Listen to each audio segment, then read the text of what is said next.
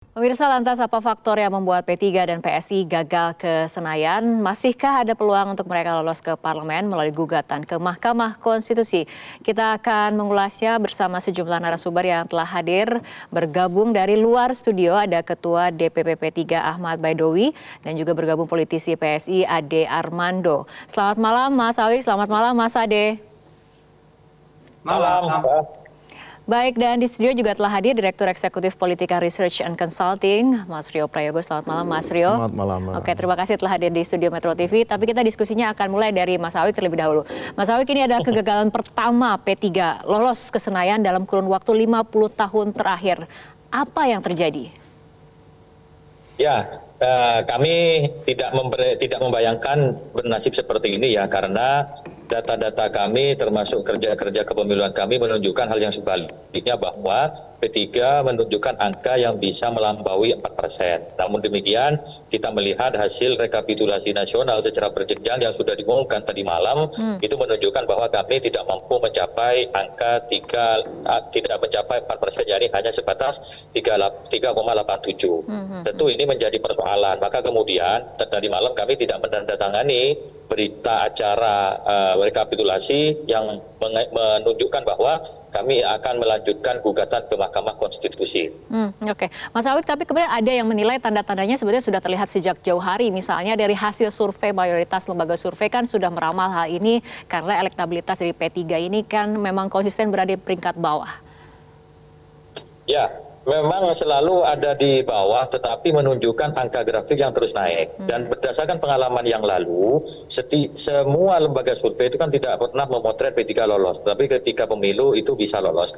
Kemarin memang kita sudah memprediksi bahwa P3 akan terkoreksi suaranya, tapi tetap bisa melampaui ambang batas parlemen. Nah, hasil survei itu selalu kita analisa, dijadikan rujukan dalam melakukan kerja-kerja politik kepemiluan. Sama sekali kita tidak pernah mengabaikan hasil survei. Setiap hasil survei selalu kita perhatikan, selalu kita potret dan sebagai pelecut semangat, dan kita tunjukkan bahwa sebenarnya survei itu kan bukan hasil pemilu. Namun demikian, ternyata hasil analisa kami terhadap pergerakan angka survei dan dipadukan dengan kerja-kerja lapangan itu di data internal menunjukkan hasil yang cukup signifikan, yakni melampaui angka 4%. Namun demikian ternyata KPU memutus, hasil KPU-nya berbeda. Ya tentu kita hormati, makanya kemudian P3 memiliki waktu 3 kali 24 jam untuk mengajukan gugatan ke Mahkamah Konstitusi, dan ada 3 kali 24 jam masa perbaikan. Itu yang akan kami maksimalkan. Oke, baik. Nah, sama seperti P3, ini PSI juga gagal masuk parlemen, Mas Ade. Ini kan padahal selama ini banyak yang melihat PSI ini sudah berupaya menjual nama besar dari Presiden Jokowi, tapi kenapa masih belum berhasil? Ya, kalau urusannya adalah menggunakan nama besarnya Pak Jokowi, itu memang dilakukan dan tentu saja berdampak untuk derajat tertentu. Tetapi barangkali kan kehadiran Mas Kaesang di PSI itu sebetulnya di saat-saat terakhir ya, di bulan-bulan terakhir, belum cukup sebetulnya dibangun sebuah narasi, sebuah frame, sebuah image tentang bahwa Pak Jokowi itu pada dasarnya adalah partainya PSI gitulah kira-kira ya. Itu masih dalam proses dibangun terus tuh, building the image itu masih berjalan terus, sementara PSI terus diserang kanan kiri dengan segala macam fitnah dan hoax, dan memang kita mengalami kesulitan untuk bisa seringkali untuk menjawab secara terbuka ya fitnah dan hoax tersebut, sehingga memang kondisinya tidak terlalu sehat nih buat PSI ketika itu. Oke, baik. Tapi buat PSI sebetulnya kita sudah melihat sejak survei-survei yang dilakukan oleh begitu banyak lembaga survei sebelum hari H, sudah terlihat bahwa memang harus ada kerja keras yang luar biasa yang dilakukan oleh PSI untuk bisa mengejar angka parliamentary threshold. Apalagi juga kemudian pada saat yang sama PSI itu adalah partai yang betul-betul mengharamkan politik uang ya. Money politics itu betul-betul kita haramkan, sehingga memang banyak barangkali dianggap di lapangan itu dianggap bahwa ada kegalauan lah di kalangan rekan-rekan atau kader-kader PSI yang melihat bahwa ada begitu banyak partai lain atau diduga ada begitu banyak partai lain yang melakukan politik uang, sementara kami sendiri tidak punya kesempatan untuk melakukan itu, atau bukan tidak punya kesempatan, tapi kami mengharamkan adanya money politik semacam itu. Jadi memang tidak mungkin, Mbak.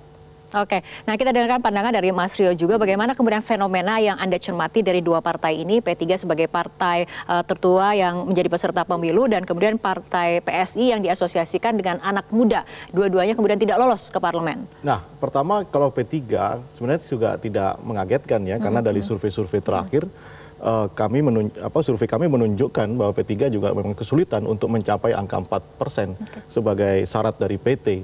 Kalau PSI jelas juga sangat kecil ya,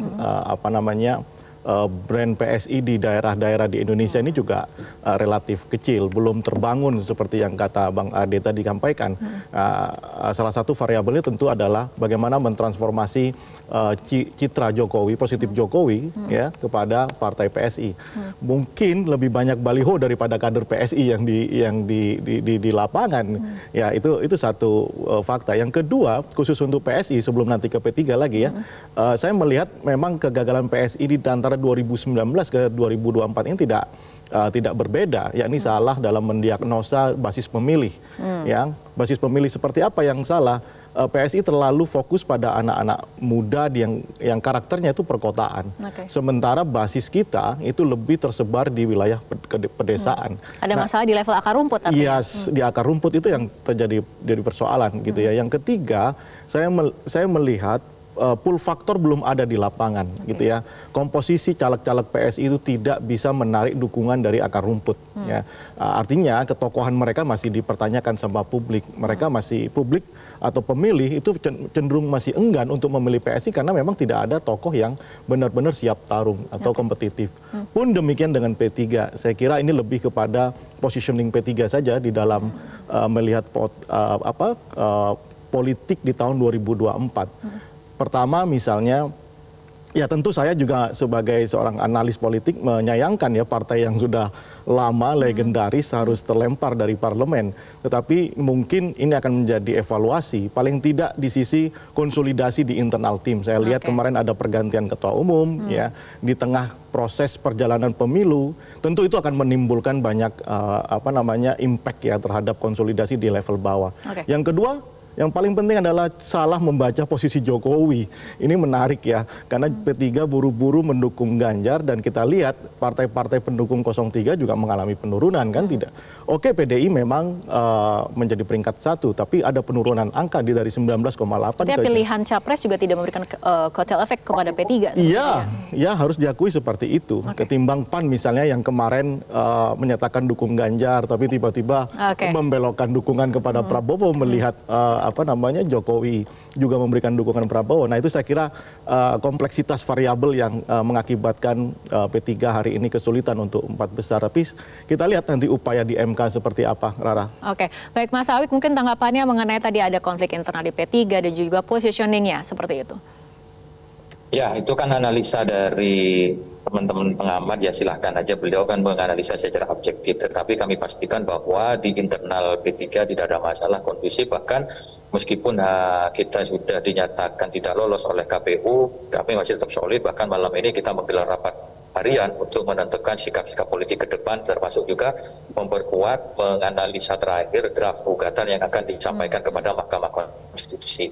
Artinya secara struktural partai kita tidak ada masalah, soal kemudian angkanya masih belum ke 4%, kan masih ada satu tahap lagi yakni di Mahkamah Konstitusi. Namun harus diakui bahwa pemilu presiden bersama dengan pileg berbarengan ini membuat pemilu kita semakin rumit, dan P3 sudah 2 kali pengalaman mengikuti pemilu serentak ini, ternyata perhatian masyarakat lebih banyak tersedot ke pemilu presiden, sementara pemilu legislatifnya kurang mendapatkan porsi, bahkan juga di pemberitaan mungkin relatif lebih sedikit ya dibanding dengan pemilu presiden. Yang penting ke depan adalah bagaimana sistem kepemiluan kita ini dievaluasi, karena ini cukup rumit dan menghasilkan pemilu yang saya kira tidak pernah terjadi sebelumnya ya. Sudah sangat, menurut kami itu pertarungan di lapangan itu sudah sangat vulgar sekali, yang namanya money politik itu sudah hal yang vulgar sekali gitu. Baik, Mas Awik. Nah, ini Mas Rio mengenai peluang dari partai-partai yang tidak lolos parlemen, kemudian pasca gugatan ke MK ini akan seperti apa? Ditahan dulu jawaban dari Mas Rio karena kita harus ikuti jeda berikut terlebih dahulu. Kita akan kembali lanjutkan diskusi setelah tadi kita mencermati fenomena P3 yang gagal kemudian lolos ke Senayan. Dari PSI sendiri, Mas Adi tadi dikatakan oleh Mas Rio, ini brand PSI di daerah belum terbangun dan juga pull factor di lapangan juga belum ada. Tanggapannya seperti apa? Ya, saya terus terang memang harus mengakui bahwa upaya brandingnya PSI belum seperti yang diharapkan ya. Barangkali memang dalam 5 tahun terakhir kami di PSI tidak cukup bekerja keras tuh untuk membangun branding PSI. Nah, di saat-saat terakhir datanglah Mas Kaisang dan kemudian adanya dukungan secara jelas dari Pak Jokowi. Itu waktunya terlalu sempit untuk kita bangun.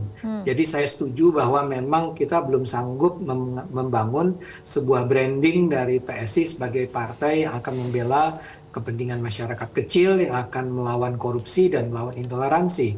Yang sebetulnya adalah 3 kata atau beberapa kata yang menjadi kunci dari kampanye PSI. Oke, apakah dari PSI juga akan mengambil langkah yang sama seperti P3 mengajukan gugatan ke MK, Mas Ade? Oh enggak, karena kalau P3 wajar ya kalau sampai P3 merasa perlu untuk mengajukan gugatan tersebut, mengingat memang angkanya kan memang kalau dilihat dari objektifnya kan sangat tipis dan memang layak untuk membuat teman-teman P3 sendiri curiga tentang kenapa angka mereka sedemikian sempit kan, tinggal sisa nggak sampai 2% untuk bisa lolos, 0,2% untuk bisa lolos ke 4%. Kalau PSI kita menerima, kita merasa bahwa betapapun ada begitu banyak cacat di dalam pemilu kita di Indonesia saat ini, itu memang hasil akhir yang tidak perlu lagi kita gugat. Tapi kita mengapresiasi, mendukung apa yang dilakukan oleh teman-teman P3. Oke, baik. Nah, Mas Rio mengenai peluang gugatan di MK, apabila kita lihat memang perolehan P3 ini kan suaranya 3,87% atau kurang 0,13% menuju level 4%. Kemudian ketika ini digugat ke MK, peluangnya seperti apa lolos untuk parlemen? Kata kuncinya kesiapan dari data teman-teman P3 sendiri ketika mengajukan keberatan terhadap perhitungan atau keputusan dari KPU gitu ya, dari real count KPU, maka P3 harus punya serangkaian atau bank data yang kita tahu itu adalah C hasil di TPS gitu ya, dan itu juga cukup membantu upaya gugatan yang dilakukan oleh P3. Tapi kalau tidak bisa membuktikan itu, saya kira berat ya, apalagi kita juga punya data quick count yang menunjukkan memang P3 tidak sampai di angka 4% begitu. Tapi kalau itu bisa ditunjukkan oleh teman-teman P3, maka peluang itu sangat terbuka, Rara. Oke, Mas Awik, ini tergantung pada data dan juga bukti. Ini sudah mengantongi bukti-bukti seperti apa, Mas Awik? Ya memang kita mengajukan gugatan itu kan tentu bukti-buktinya kan untuk memperkuat dalil yang kita ajukan.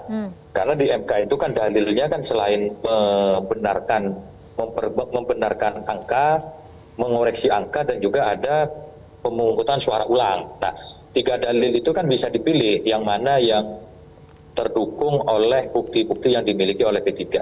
Tentunya P3 dalam mengajukan gugatan itu dilengkapi dengan bukti-bukti. Ya tinggal kemudian nanti di persidangan apakah MK itu menilai bukti P3 itu cukup atau tidak, tentu itu ranahnya di Mahkamah Konstitusi ya, tetapi kita tidak mungkin membeberkan bukti apa saja yang ada di sini, tapi secara umum bukti data kepemiluan itu tidak lepas dari persoalan berkas-berkas kepemiluan, termasuk keberatan-keberatan di KPU, termasuk juga data-data yang dari mulai di KTPS maupun rekap berjenjangnya kan semua harus disinkronkan gitu. Oke, baik, Mas Rio ada tanggapannya? Enggak, saya kira memang itu ya, ketika P3 dan organisasi P3 ini mau mengajukan gugatan ke MK, saya kira memang sudah harus siap. Itu aja kata kuncinya. Kalau tidak ya tentu mereka akan menerima kenyataan pahit ini, dan ya semoga, saya berharap sih P3 tetap ada di cakrawala politik di Indonesia, karena bagaimanapun P3 ini partai legendaris. Oke, baik, kita tunggu saja langkah dari P3 seperti apa. Baik, terima kasih Mas Rio, Mas Awik, dan juga Mas Ade. Terima kasih telah berbicara bersama kami malam hari ini dalam Live News.